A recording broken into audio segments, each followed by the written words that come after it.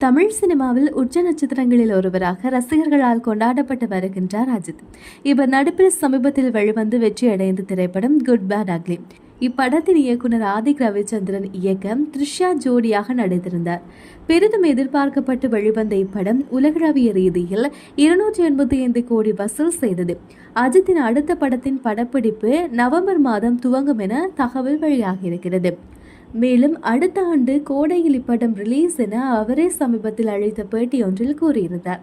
இந்த நிலையில் பேட்டி ஒன்றில் தான் எப்படி உடல் எடையை குறைத்தேன் என்பது குறித்து அஜித் பேசியிருக்கிறார். ரேசிங்குக்குள் வர வேண்டும் என்று முடிவெடுத்தவுடன் நான் மீண்டும் உடல் உறுதியுடன் இருக்க வேண்டும் என நினைத்தேன்.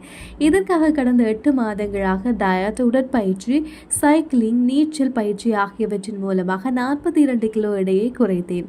ஒரு டீடோட்டலராக சைவ உணவுகளை மட்டுமே உண்பவராக மாறினேன். என்னுடைய உடல் பொருள் ஆவி அனைத்தையும் ரேசிங்குக்கு அழிக்க வேண்டியுள்ளேன்.